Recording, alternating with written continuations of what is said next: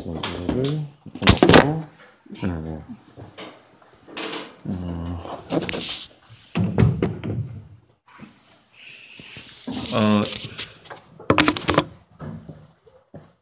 이거 백업으로 찍는 건데, 아까 세팅을 할 거야.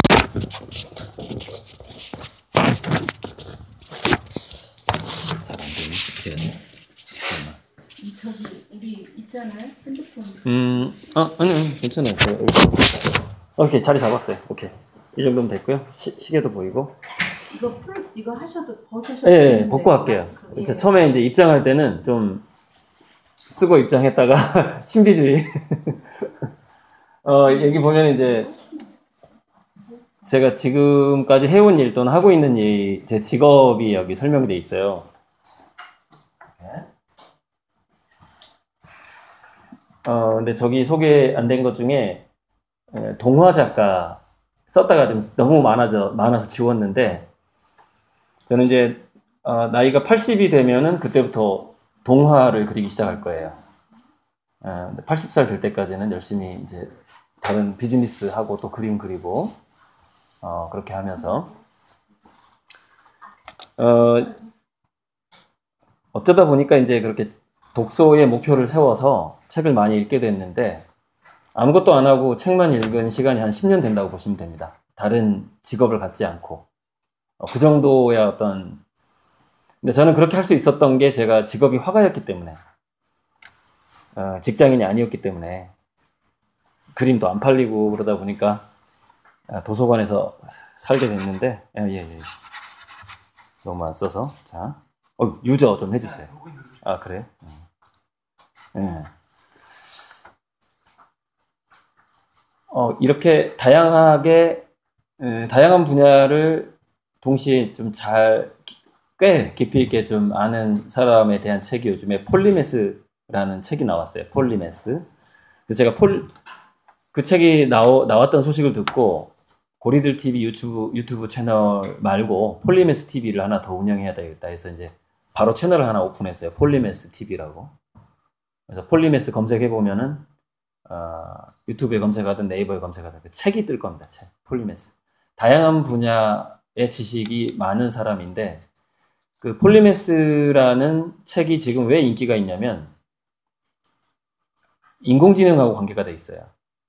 무슨 얘기냐면, 여러분 이미 바둑에 있어서 이세돌 또는 커제가 알파고를 이길 수 없다라는 것은 전 세계적으로 다 알게 됐죠.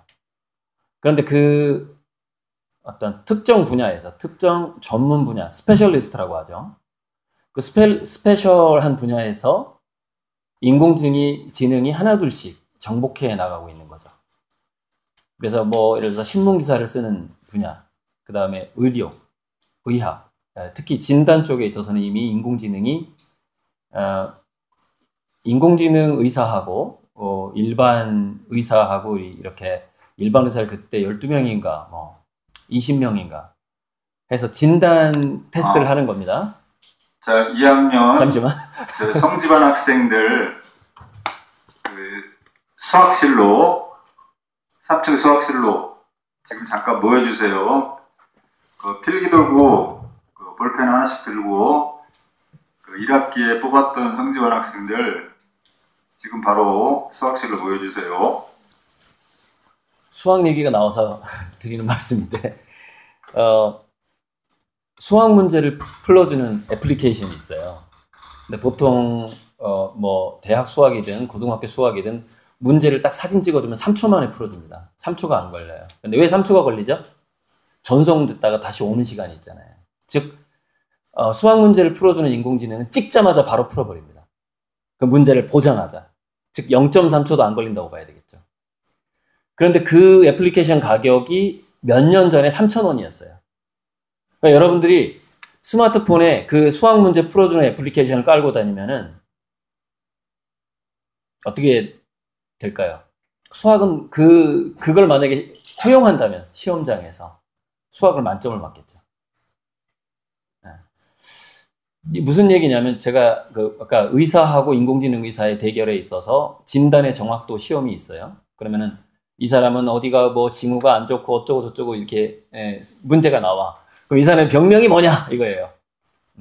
의사들이 보통 65점이 나옵니다. 점수가. 정확도가. 근데 몇 년 전 통계인데 몇 년 전에 인공지능 의사가 85점 정도가 나왔어요.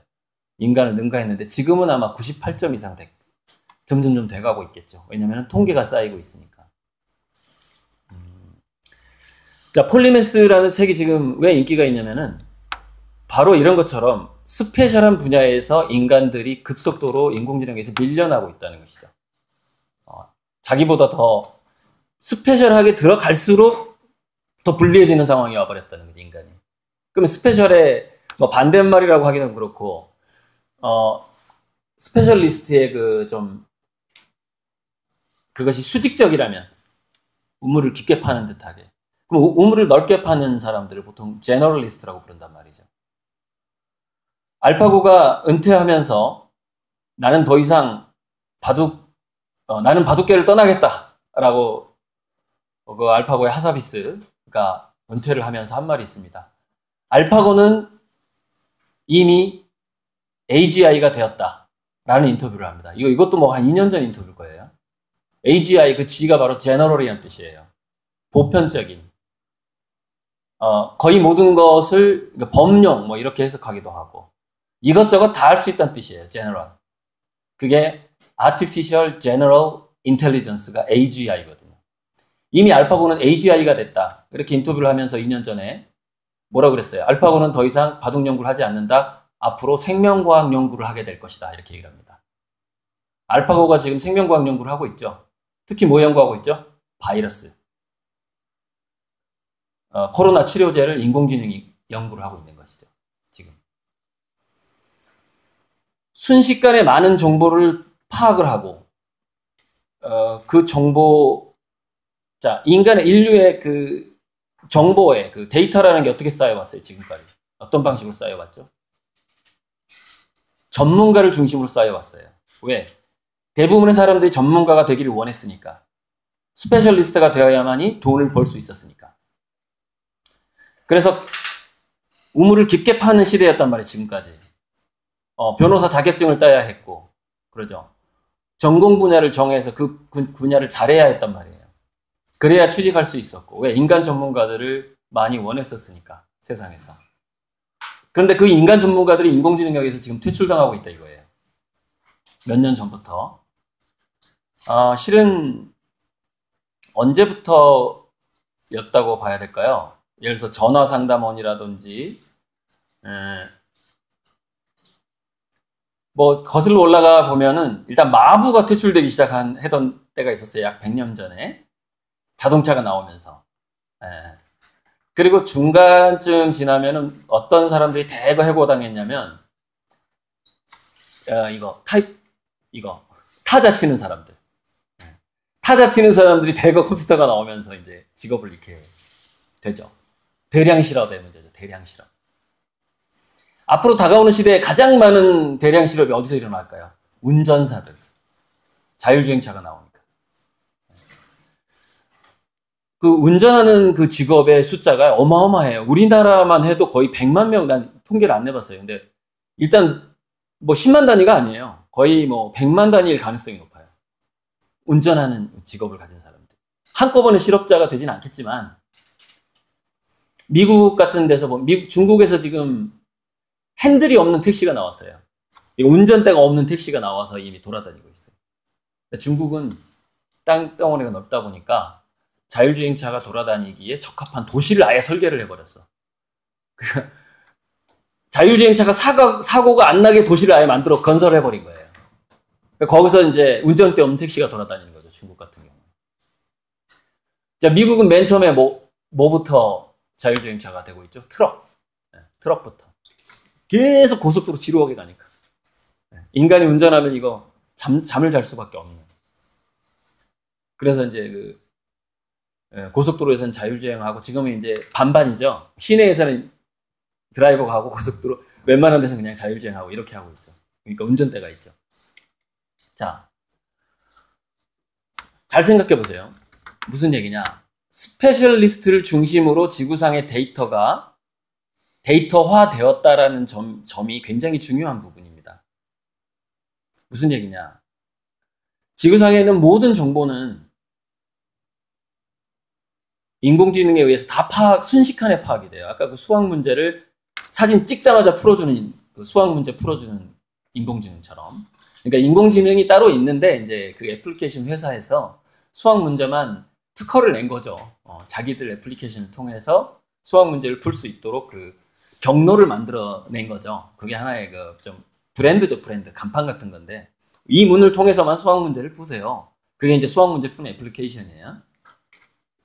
인공지능이 이제 모든 것을 다 하게 될 것이고, 중간중간에 바로 그 경로를 만들어주는 사람들이 돈을 벌게 되는 거예요. 즉, 인공지능을 어떻게 활용할 것인가. 활용하는 사람들이 이제, 지루하니까 좀 넘겨놓고 할게요. 잠깐만. 아무튼 폴리메스 TV 보면은 이 그림, 이게 초신성 그림인데, 초신성 그림이 그 프로필 사진으로 올라가 있어요.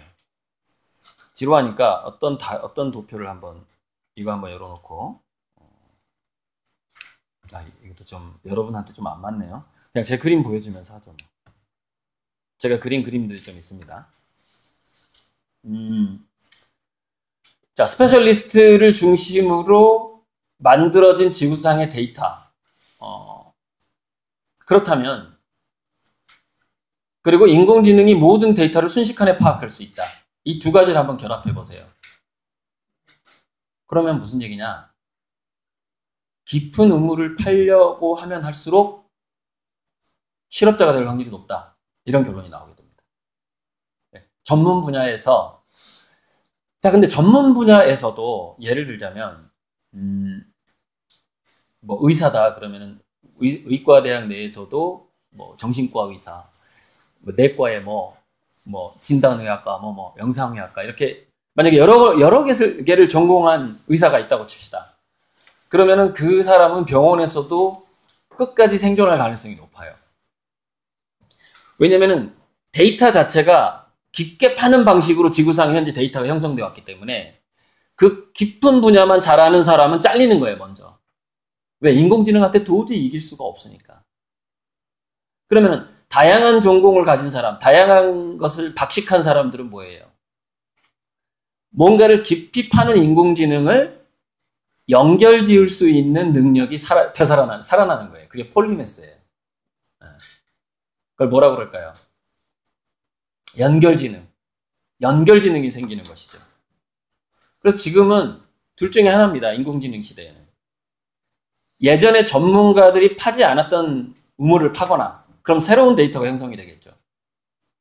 그러면 예전에 전공자가 없었던, 전문가가 없었던 분야를 여러분이 만약에 파게 된다면 여러분이 인공지능을 가르치는 선생님이 되는 겁니다. 왜? 데이터를 형성하는 사람이 되기 때문에. 데이터의 창조자가 되기 때문에. 굉장한 천재여야 되죠. 좀 쉽지는 않은.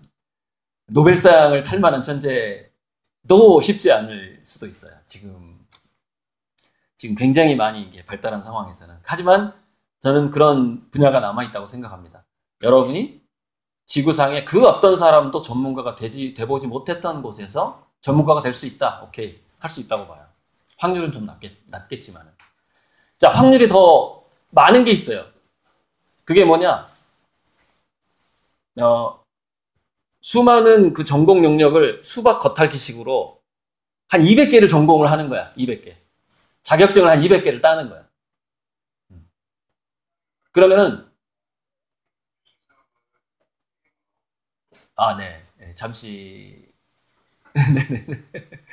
소리를 줄이느라고 약간 소리가, 예. 자, 200개 분야를, 200개 자격증, 200개, 전공. 책은? 요새는 10,000권 가지고 안 되는 것 같아. 최소한, 200개 분야에 20,000권 정도의 책을 훑어봐야 폴리메스의 자격이 있지 않을까라는 생각이 들어요. 제 스스로 제가 폴리메스가 됐다라는 자신감하에 저는 대략 12,000권 이상은 읽은 것 같아요. 교양서적을. 그러면 이건 지금 제 세대에는 뭐 폴리메스라고 말할 만한데 여러분 세대에는 12,000권까지가 안 될 것 같아. 20,000권에서 50,000권 정도는 아주 빠른 속도로 훑어봐야 돼. 그것도 200개가 넘는 전공 분야의 책들을. 한 전공 분야를 20권의 책을 읽게 되면 대략 그 전공자의 75%의 지식량을 확보하게 된다는 통계가 있어요. 어떤 분야든 20권의 책을 읽으면, 미술 분야다 그러면 미술 분야 20권의 책을 읽으면 대략 75%는 75점은 맞아. 그 시험 문제를 냈을 때, 뭐 수능 시험 정도의 수준이라고 봤을 때 75%. 근데 거기서 85%까지 올리려면 어떻게 해야 돼? 200권의 책을 읽어야 돼. 각 분야마다. 거기서 10점 올리기가 되게 어려워요. 거기서 5점을 올리려면 한 2000권을 읽어야 돼. 85점에서 90점이 되려면. 근데 그렇게까지 갈 필요가 없다는 거야. 왜? 인공지능이 더 빨리 가니까. 즉 우리는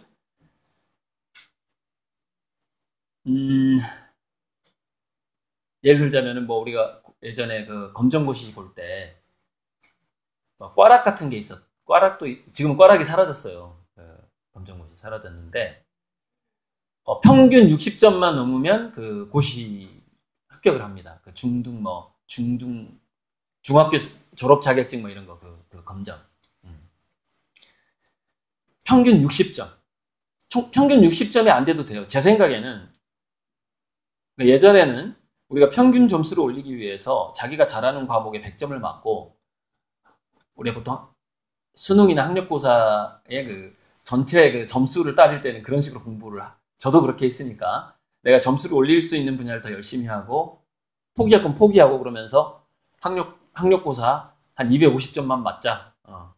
그러면 서울대 미대 합격할 수 있으니까 뭐 이렇게 생각하던 때가 있었어요. 예. 대략 그 정도 맞았습니다만 점수를 320점, 340점 만점이었어요. 체력장까지.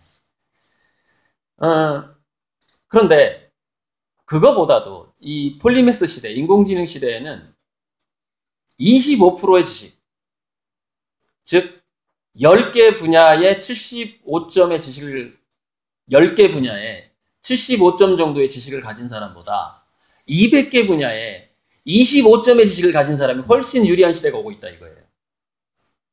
굉장히 관심사가 다양해져야 된다는 얘기죠. 저기 화실장님 내가 그 하얀 가방에 나인이라는 책 좀 갖다 주세요. 나인. 하얀 가방.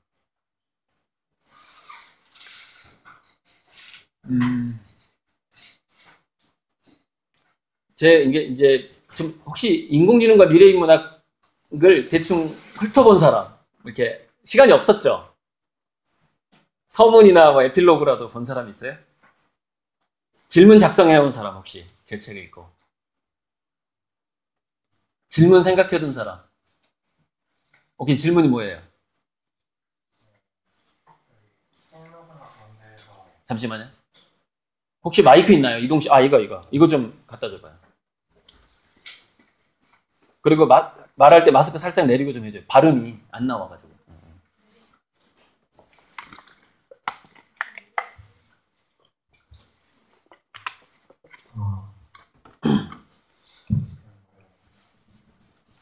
네, 얘기해봐요. 책에서 인공지능을 이제 착한 추장이라고 표현을 하는데 저는 이제 나쁜 적도 있을 거라고 생각했는데 왜 착한 추장이라고 표현을 하셨는지 이유가 좀 궁금했어요.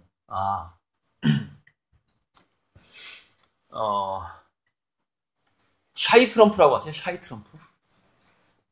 그 여론조사할 때 브래들리 효과라는 건데 여론조사할 때 나는 제가 어떻게 트럼프를 찍겠어요. 안 찍어요.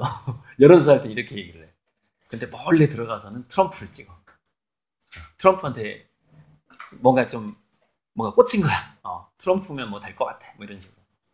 이 브래들리 효과는 이제 원래 약간 그 진보 계열의 흑인 후보였는데, 흑인 후보를 찍겠다고 말하고 자기 가슴 속에서는 어떻게 흑인이 그래도 대표가 되면 되겠어. 그러면서 백인을 찍었던 그것 때문에 생긴 게 이제 그 브래들리 효과인가 그런 건데. 여러분, 이렇게 생각해 보세요. 인공지능의 식량은 데이터예요. 그죠? 자, 그러면 여러분이 대외적으로 글을 쓰거나 유튜브에 방송을 찍거나 할 때 나는 누구누구를 테러시켜버릴 거야.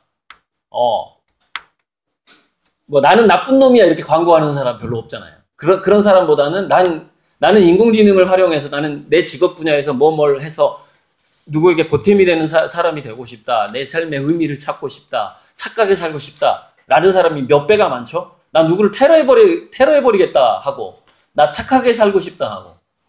여러분 일기장 쓸 때, 장래 희망을 할 때, 나는 강도가 장래 희망입니다라고 쓰는 사람이 몇 %고, 나는 뭐 대통령이나 정치인이나 뭐 자선사업가가 된다거나 과학자가 되겠어요라고 쓰는 사람이 몇 %일까요? 바로 그 모든 데이터를 인공지능은 학습을 하게 됩니다. 그래서 나쁜 짓을 할 거야라는 데이터가 지구상에 적으면 인공지능은 착해질 수밖에 없는 거예요. 또 하나 효과는 뭐냐면 인간이 너무나 악해져 있어요. 왜 그렇게? 인간은 세포를 가지고 있죠. 통계는 안 내봤지만 한 인간이 평생 한 100년 산다고 쳤을 때 대충 제 기억에 치킨을 한 500마리 먹고 돼지를 한 50마리 먹고 소를 한 5마리를 먹는다 그래요. 무슨 얘기냐? 몸을 가진 생명체는 누군가를 죽여야만이 자기가 살 수 있다는 것이죠. 그리고 자기가 살아남아야만이 또 그 DNA를 퍼뜨릴 수가 있죠. 그러다 보니까 이기적으로 세포를 가진 모든 생명체는 이기적이 됩니다. 즉 이타적인 세포는 다 멸종했습니다. 이미. 예전에 어떤 그 고승이 배고픈 호랑이한테 자기 몸을 바쳤다라는 그런 뭐 고승열전 이런 거 보면 이제 그런 옛날에 그 스님도 나오곤 하는데 DNA는 못 퍼뜨렸죠, 그죠? 스님이었고 호랑이한테 먹혔으니까. 마찬가지로 이기적인 유전자가 계속해서 유전될 수밖에 없는 거예요. 내가 살아남기 위해서 남을 짓밟아야만 하는. 근데 모든 인간이 그런 식으로, 모든 생명체가 그런 식으로 진화를 해왔기 때문에 자기가 얼마나 이기적인지 몰라요. 왜? 기준이 없거든. 근데 인공지능은 세포가 없어. 세포가 없어. 즉 인공지능이 알파고한테 바둑을 이겼을 때, 그러니까 알파고가 이세돌한테 바둑을 이겼을 때 하지 않아, 인간과의 차이점이 있어요. 기뻐하지 않는다. 이겼다고 뻐기지도 않는다. 왜? 그런 감정이 없어요. 데이터만 있을 뿐이야.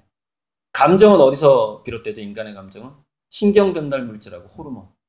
신경전달 물질과 호르몬은 세포에가 있다. 즉 인간의 세포가, 모든 생명체 세포가 굉장히 이기적이고, 그 이기적인 것을 좀 나쁘게 표현하면 악해요. 성악설이야, 성악설. 그래서 우리가 봤을 때 지구상의 데이터를 식량으로 성장하는 인공지능은 우리가 봤을 때 완전히 성인 도둑분자야. 근데 전 세계의 정보를 다 가지고 있고 다 컨트롤할 수 있죠. 그러니까 지구촌 착한 추장이 되는 거예요. 그래서 책에다 그렇게 설명을 해놓은 겁니다. 이렇게 자세히 제가 설명을 안 했지만은 저기 질문했으니까 이거 두뇌 사용 설명서 책 5권 가지세요. 갖다 주세요. 이거 5권. 저 친구 한 명밖에 없어요. 5권은 이제 추가 질문자한테 한 권씩 줄게요. 5권 다 줘요. 알아서 본인이 베푸시면 돼. 4권은. 네. 뭐 질문, 중간 질문, 책 준다니까 지금 중간 질문. 오케이, 중간 질문 해봐. 질문해봐요. 마이크. 네.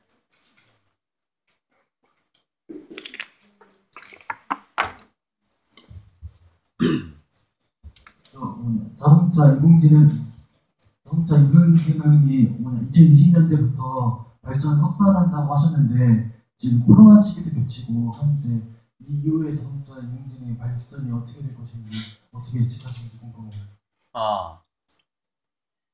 자율주행차. 뭐 그냥 오케이.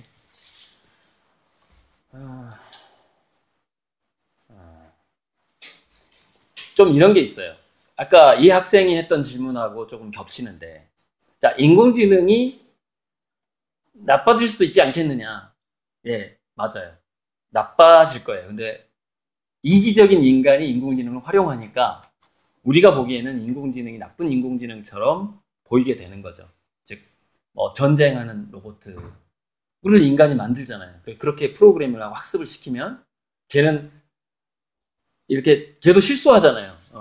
표적을 좀 테러리스트만 죽여야 되는데 옆에 있는 사람까지 같이 이렇게 같이 죽을 수도 있는 거거든요. 그런 방식인데, 자율주행차는 인공지능 기업의 주인은 이기적인 인간이죠. 예. 돈 되는 건 뭐든지 다 합니다. 그래서 생각을 해봐요. 자, 우리나라만 뭐 몇십만 명인지 100만 명인지 모르는 운전기사가 있어요. 그 사람들이 뭐 매달 한 500만 원씩 번다고 칩시다. 근데 그러면은 임금이 그 임금을 뺏고 싶다는 생각 안 들겠어요? 그리고 비대면이고 코로나 시대다 이거예요. 그러면은 우리 자율주행차는 차고지에 들어왔을 때 완벽하게 소독을 한다. 시내에 돌아다니는 택시 함부로 타지 마세요라고 광고하지 않을까요? 그렇게 광고하겠죠. 네, 그렇습니다. 인공지능을 먼저 발달시킨 기업은 굉장히 이기적으로 활동을 할 겁니다. 그래서 부익부 빈익빈이 심해질 것이고 굉장한 실업자가 많이 나오겠지만 그 실업자들은 누구한테 떠넘겨버릴까요? 국가한테. 야, 국가 니들이 알아서 해. 나는 정당하게 특허 내고 기술해가지고 이렇게 해가지고 장사하는 건데 왜 그래? 내가 뭐 우리가 불법했어? 특허 내서 차 팔아먹는 게 불법이야? 이렇게 나오겠죠. 많은 사람들이 실업자가 됐어. 국가가 알아서 하라고. 이렇게 나오겠죠.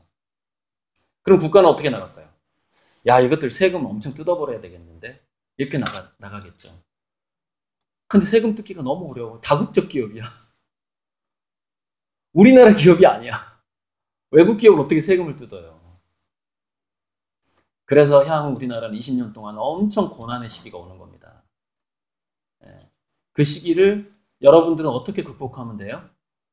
책을 읽거나 200여 개 전공 분야에서 대략 25점 정도의 또는 2000개의 전공 분야에서 15점 정도의 수준을 만드셔야 돼요. 폴리미스가 돼가야 한다 이겁니다. 지금부터 되라는 얘기는 아니고 일단 대학 간 다음에 우리나라 좀 우리가 약간 좀 부모님의 바람과 좀 타협을 하자는 거지. 타협을 해야지. 지금부터 그러는 거 괜찮긴 한데 리스크가 너무 커. 전략을 잘 세워야 되는데 일단 저 친구 책 한 권 갖다 주세요. 좋은 여기. 질문도 이제 2부 시간에 받을게요. 2부 시간에 책 4권이 남아있으니까 내가 사실은 5권 남아있는데 한 권이 좀 상태가 안 좋아서 집어넣어놨어요. 5권 남아있어요. 그 2부 때 쉬는 시간 또 한 뭐 10분 주니까 그때 질문 좀 개발을 해보시고 이 학교의 뭐 80% 정도가 군인 자녀라고 얘기를 들었는데 저도 군인의 자녀입니다. 아버지가 군인 장교인 상태로 전사하셨어요. 월남에서. 그래서 이제 유자녀, 뭐 원호 대상자, 뭐 보훈 대상자 이렇게 그다음에 뭐 현충원, 국립묘지 참 익숙한데 아마 여러분들도 나중에 이제 여러분들 뭐 부모님 중에 그 군인 오랫동안 하셨던 분이 돌아가시면 분명히 현충원에 가게 될 겁니다. 현충원하고 굉장히 익숙해지게 될 거예요. 상당수가. 아무튼 넘어가 보자고요. 제 책을 보면 이제 그 구체적인 미래 산업이 이러이러한 것들이 특화가 나면서 발달하게 될 것이다라고 후반부에 자세하게 나와요. 미래 산업 팁이라고 그래가지고. 그걸 하나씩 읽으면서 여러분들이 어떤 전공을 정할 것인가를 참고하면 좋아요. 왜냐? 사라지는 기술들이 많아지니까. 나는 앞으로 새롭게 뜰 분야, 그 다음에 지금 현재 유행하고 있는 분야에 대해서 이미 책에다가 적어놨단 말이죠. 나중에 전공 정할 때 참고하시기 바라고, 이 나인이라는 책은 제 추측에 그 이지성이라는 작가가 에잇이라는 책을 이걸 보고 따라했다는 느낌이 많이 들거든요. 근데 그 에잇이라는 책은 좀 엉망이니까 그냥 패스해도 돼요. 굉장히 너무 비전문가스러운 책이에요. 별로 인공지능 시대에 도움 안 됩니다. 읽어봐야 안 되고. 그런데 이 나인이라는 책은 MIT 미디어 랩의 소장들이 썼단 말이죠. MIT 알죠? MIT. 예전에 어떤 학생이 매사추세츠 발음이 좀 어려워. 거기 공과대학하고 MIT가 다른 학교인 줄 알았던 뭐 그런 같은 학교입니다.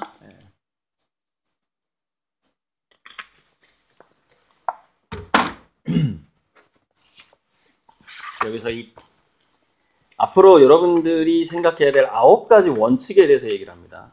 딱 목차에 이거를 일부에서는 자 1번 권위보다 창발, 즉 기존의 권위가 무너지고 새로운 권력들이 자꾸 생기게 된다는 뜻이에요. 기존의 것, 그러니까 여기서 기존의 것이라는 것은 여기 계신 선생님들한테 좀 죄송하지만 선생님이 혹시 수업 시간에 여러분들은 이걸 하면 좋을 거예요 라고 말하면 절대 안 돼요. 그건 기존의 것이에요. 여러분들이 미래에 뭘 해야 좋을지 나도 모르겠어요 하면 그 사람은 진짜 선생님이에요. 지금 시대는 그래요. 30년 전에는 좀 달랐겠지만. 권위보다 창발, 뭔가 새로운 것들이 여러분들의 삶을 구성하게 된다 이거죠. 기존에 많이 알려졌던 것들보다. 다음, 푸시보다 툴. 이거는 뭐냐면은 뭐 이렇게 업다운이 있는데 뭐 예를 들면 이거 해 저거 해 전략이 안 통한다는 거죠. 자, 위에서 윗사람 이걸 하면은 밑으로 이게 퍼져가겠지, 이게 안 통한다는 거예요. 푸시보다 툴은 뭐냐면은 자기가 먼저 모범을 보임으로써 팬들이 형성되는 거, 팬층 그런 게 이제 툴 전략인데 푸시 전략이 아니라 막 의도적으로 막 광고하고 하는 게 아니라 자기가 이렇게 재미있게 사는 것이 저절로 알려지는, 지금은 SNS가 많이 발달돼 있으니까 저절로 알려져서 팬층이 형성되는 전략. 조금 이렇게 설명하기가 제가 좀 설명을 제대로 못하고 있는 것 같은데 이따가 다시 한번 봅시다. 본문으로 이런 거예요. 그러니까 푸시보다 툴에서 여기서 굉장히 중요한 게 뭐가 중요하냐, 매력이 굉장히 중요해요. 매력. 그러니까 매력과 재미. 과거의 그 권위라는 것은 권력, 돈, 그런 거였죠. 그 다음에 위력. 권력은 총구에서 나온다. 뭐 유명한 말이 있죠. 내 말 안 들으면 죽여버릴 거야. 뭐 이런 거. 예전에 그런 일이 많이 있었죠. 그런 게 아니라 매력과 재미로 이끌어가는 세상으로 바뀐다. 3번 지도보다 나침반. 지도는 없다. 지도가 계속 바뀐다. 성공의 지도가 계속 바뀌어버려요. 근데 대략 방향은 알 수 있다. 재미와 어떤 그 창의성과 이런 것들이 미래의 어떤 힘이다. 그런 어떤 방향은 우리가 알 수 있는데, 뭐 어떤 재미냐, 어디서 노는 재미냐 이래버리면 지도가 없어. 지도보다 나침반. 안전보다 리스크. 안전을 딱 쫓는다라는 것은 지도하고 권위를 쫓는 게 안전이에요. 그죠?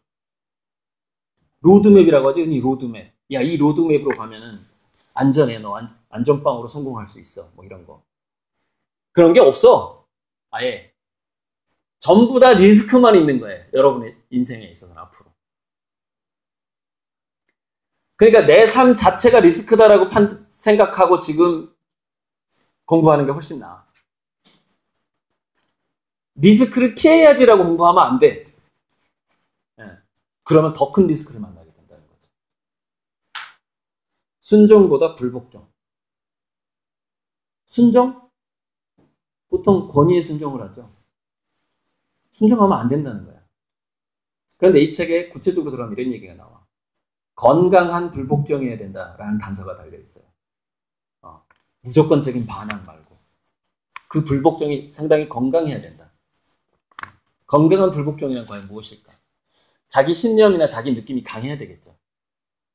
그리고 그것은 공익적인 것이어야 될 것이고, 이기적인 것이, 그 어떤 대의 자체가 아주 선량한 것을 방향성에 놓고 불복종을 해야 되겠죠.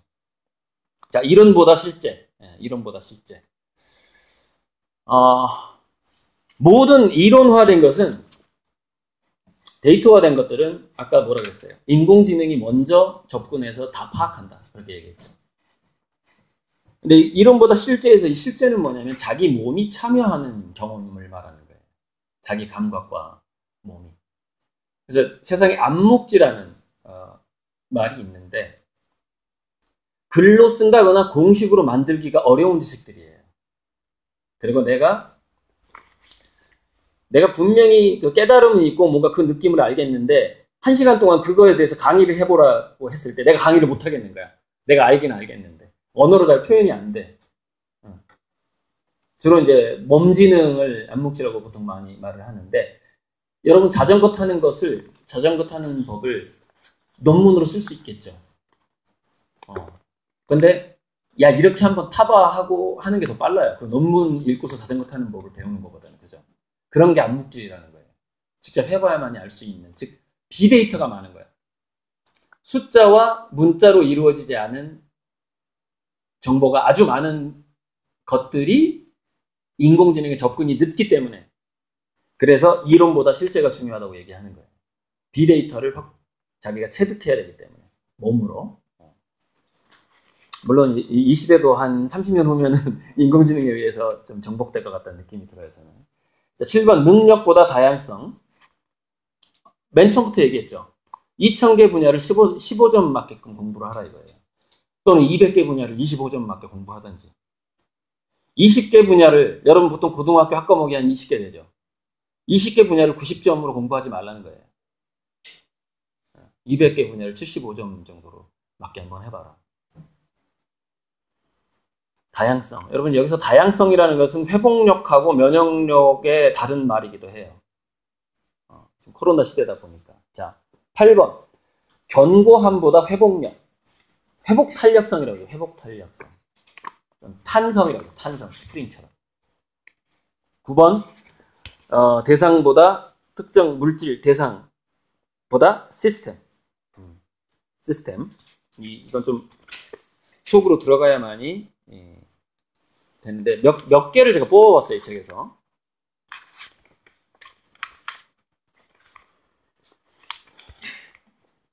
오면서 이제 차 안에서 뽑아봤는데, 이 책에서 우리가 생명산업이 좀 복잡하긴 한데, 바이오 쪽의 발달 속도도 무어의 속도, 그거보다 한 6배가 빠르다는 얘기가 나오는데, DNA 분석이라든가 이런 게 발달하는 속도가 굉장히 빠르다. 그러니까 이게 지금 노화 극복이라든가 질병의, 그러니까 뭐 희소병까지는 아니겠지만은, 대다수의 그 질병은 극복되는 때가 우리 예상보다 더 빨리 올 수도 있어요. 그래서는 제가 미래학을 공부하면서 제가 몇 살까지 살 수 있을까를 나름대로 계산을 해봤거든요. 한 300년을 사는 걸로 나오더라고요. 단 건강을 유지를 잘해야 되는데 계속해서 의료가 발달해버리는 거야. 죽을만 하면 발달해버리는 거야. 또 죽을만 하면 발달해버리고. 거의 290년 이상 사는 걸로 나오더라고요. 그냥 내가 나름대로 계산해보니까. 자, 좀 넘어가고.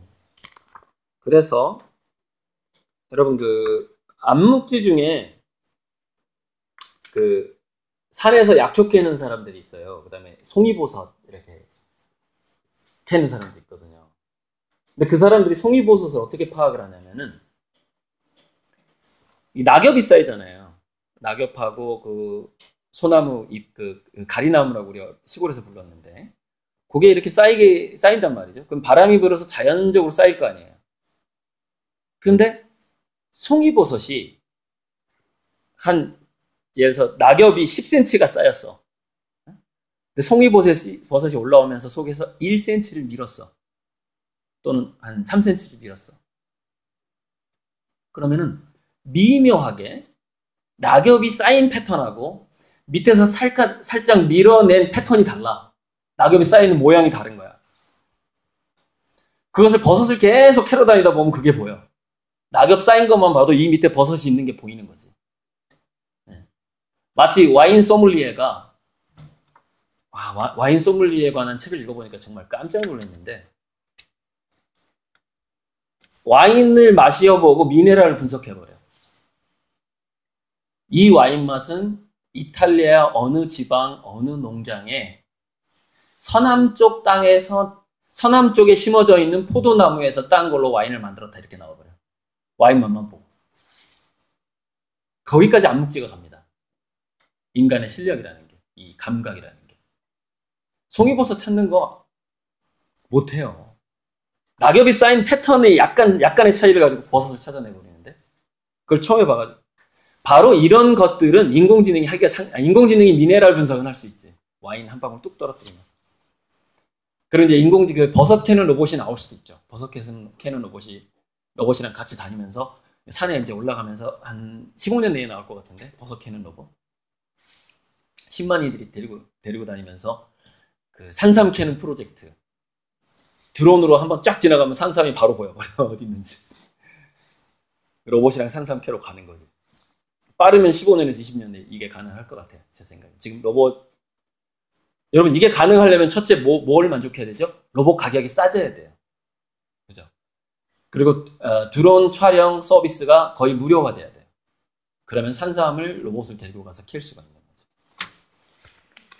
아무튼 20년이면 짧은 세월이 아닙니다, 여러분. 여러분 기익 이코노미라고 들어봤어요? 기익 이코노미. 우리는 어떤 일을 1년 공부해서 1년 써먹고 폐기 처분해야 돼. 한 달 공부해서 2달 써먹고 폐기 처분해야 되고 2년 공부해서 6개월 써먹고 폐기 처분해야 돼. 이게 기익 이코노미예요. 즉시 학습. 즉시 배워서 즉시 써먹고 사라지는 거예요. 그 지식이. 지식이 계속 쓰레기통으로 들어가. 그걸 앱솔리지라고 그러죠. 앱솔리지. 키워드로. 쓸모 없어지는 거야. 과거의 모든 것들이. 즉, 그래서 우리 인간의 그 두뇌에서 굉장히 중요한 게 패턴인지 능력하고 신미안이 굉장히 중요해요. 패턴인지. 지식의 변화의 패턴을 읽을 줄 알아야 되는 것이지 지식 자체를 아는 것보다 그걸 지혜라고 말하지. 지혜. 패턴인지 능력을.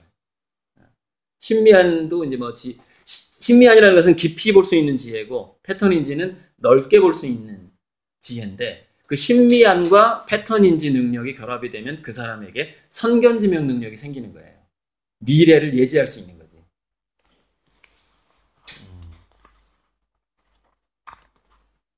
자, 그래서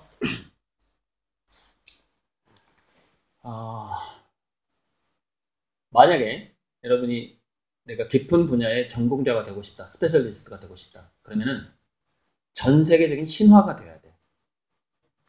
나는 내가 이거 한번 전공하면 전 세계적인 신화가 될 수 있어. 누가 봐도 난 세계 이긴자가 될 수 있어. 그럼 그거 하세요.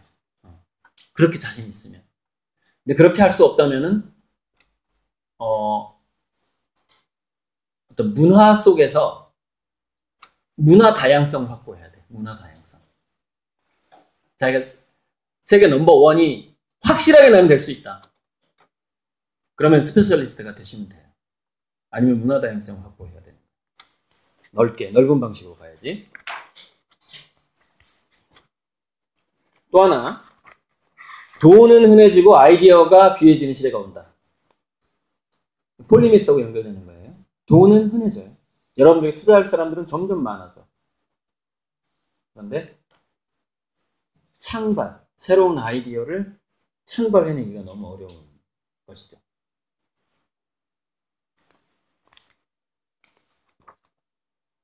자, 강의를 한 45분 정도 했네요. 55분쯤에 휴식하는 걸로 10분만 더 하고. 예. 자, 그래서 이 시대의 그 다양성, 여러분들이 앞으로 살아갈 때 이거는 좀 이렇게 내 책에 없기 때문에 좀 이렇게 적어보는 것도 괜찮고, 제가 유튜브에 이렇게 좀 제목에다가 집어 넣을 만한 중요한 키워드인데, 제가 이 책을 읽다가 보면은, 이런 책을 읽다 보면 중간에 제가 말을 지어내는 거예요, 이렇게. 그러니까 여기까지 읽고 결론을 내린 거예요. 이거 세 가지가 참 중요하구나. 이 책을 한 2년 전에 읽었던 것 같은데, 2, 3년 전에. 오면서 차 안에서 한번 다시 복습한 거예요. 굉장히 중요한 거. 첫째, 건강한 불복종이 있는가, 나에게. 나는 지금 누군가에 반항을 하고 있는가, 현재. 불복하고 있는 게 있는가 없는 걸 점검해야 돼. 내가 누군가에게 지금 반항을 안 하고 있고 어떤 시스템이든 뭐든 간에 내가 지금 반항하는 게 하나도 없어. 위험한 거야. 친구가 됐든 부모가 됐든 선생님이 됐든 아니면 이런 권위 있는 책이 됐든 나 이 책을 읽으면서 이 책의 의견에 내가 동의할 수 없어. 뭐 이런 거. 뭔가 자기가 동의할 수 없는 게 있어야 돼. 지금 없더라도 대학교 가면 꼭 있어야 돼요. 네, 지금 없더라도. 지금은 그냥 점수 올리는 거 괜찮아요. 오케이. 나 인정해준다. 자, 두 번째. 유연한 일탈이 있어야 돼. 유연한 일탈. 즉, 딱딱한 일탈 말고, 딱딱한 일탈이 뭐죠? 가출이야. 유연한 일탈은 뭐죠? 이어폰 끼면서 엄마 얘기 듣는 척 하는 거야. 네네네 하면서 이어폰 두고 난 딴 생각하고 있어. 딴 생각하는 거야. 근데 수업 듣는 척 하면서 딴 거 하는 거야, 딴 거. 이런 게 유연한 일탈이에요. 그러니까 그 어떤 시스템에서 새로운 것을 준비하려면은 유연한 일탈이 굉장히 중요합니다. 직장 생활을 할 때도 마찬가지예요. 직장을 나갈 준비를 하는 거지. 직장 생활 하면서 이런 것들. 열심히 하지 말라는 얘기가 아니라 그런 유연한 일탈과 건강한 불복종이 있어야 된다는 거예요. 또 하나 굉장히 중요한 게 있어요. 이 책의 3분의 2를 읽고 제가 결론을 내린 거예요. 또 하나 중요한 거. 이타적 치열성이 있어야 돼. 나는 다른 사람들의 고통과 행복을 신경을 쓰고 있는가. 고통을 줄여주고 행복을 증진시키고자 하는 치열함이 있는가 나에게. 이타적 치열함. 이타적 치열함이라는 게 지금은 잘 안 알려질 수가 있는데 여러분들이 이제 사회생활을 완벽하게 할 정도 한 10년 후에서 20년 후가 되면은 인간의 뇌파가 스캔당하는 시대가 와요. 뇌파가 스캔당해요. 무슨 얘기냐? 여러분들 두뇌 속에 편도체라는 기관이 있고 그 주변을 감싸고 있는 대뇌 변연계라는 것이 있는데 거기에서 이타적 호르몬이 많은지 이기적 호르몬이 많은지가 그냥 스캔당해버려. 자기소개서를 쓸 필요가 없어. 두뇌가 스캔당해버린다니까 그냥. 그러면 인공지능이 뭐라고 얘기하는 줄 알아요? 당신의 두뇌는 이기적인 뇌파가 너무 많으니까 그냥 집에 가서 쉬세요. 나와서 활동하면 사회에 해가 될 것 같아요. 아무것도 안 줍니다. 기회를. 그렇게 될 수 있다는 거예요. 근데 좀 거기까지도 안 가고 그냥 모든 인간이 지금 사실은 인공지능한테 퇴출될 위기가 좀 빨리 올 것 같긴 한데 어쨌건 그런 영향은 있게 된단 말이에요. 우리의 생각이 읽히는 시대를 준비해야 돼요, 여러분. 내 생각이 읽히는 시대. 그러니까 사실은 이미 왔지만 지금 실험실에만 성공을 했어요. 실험실에서만. 어디까지 성공했냐면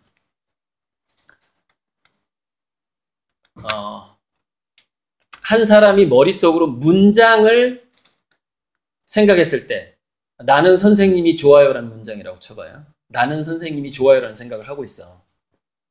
그걸 뇌파로 읽어버려. 머릿속에 생각하고 있는 문장을 읽어버려.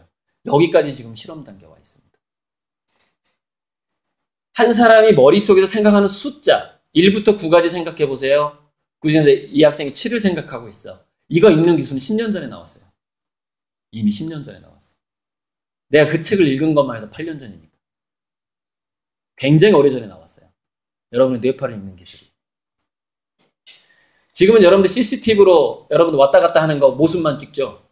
뇌파까지 찍어버려 이제는. 모든 것이 투명해지는 시대가 와버린다는 거예요. 우리가 자기 마음을 닦는다라는 것, 인격을 인격이라고 하기보다는 착해야 되고 그 다음에 즐거워야 되고 뭐 그런 거. 본인부터가 행복한 인간이어야 돼. 근데 좀 착해야 돼. 착하고 행복해야 돼. 이 기본이 얼마만큼 중요한 것인가. 왜? 다 들키니까 이제는. 왜? 우울한 사람이 밖에 나오면 어떻게 돼요? 꼭 별로 좋지를 않아. 우울한 사람들에게는 기회가 줄어들게 되겠죠. 밝고 착해야 되는 거죠. 자, 여기까지가 지금 50분이 됐는데 한 5분만 더 하고 이 책을 끝내야죠. 끝내고 이제 2부에는 제 책을 가지고서 질의응답 하면서 또 진행을 할 겁니다. 그래서 지금은 이런 얘기를 해보고 싶은데, 여러분들이 만약에 정치를 하고 싶다면 나는 그냥 녹색당에 가입하라고 하고 싶어. 미래는 에코시스템이야. 생태계가 굉장히 중요한 자원이 되기 때문에. 내 정치에 뜻이 있다. 그럼 민주당 가지 말고 국민의힘은 잊어버리고 녹색당을 갔으면 좋겠다. 금방 유럽에서 녹색당이 그 힘을 얻는 것처럼 우리나라도 금방 그런 시대가 오는데, 거의 10년이면 벌써라는 느낌이 올 정도로 녹색당 힘이 강해질 가능성이 아주 많습니다. 코로나가 더 그런 시대를 하고 있죠. 자, 다양성. 자, 9번째네. 대상보다 시스템 좀 얘기하고 일부 강의를 마치도록 하겠습니다.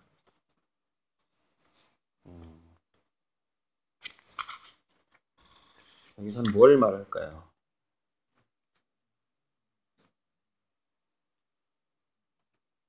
이 말 자체가 좀 어려워가지고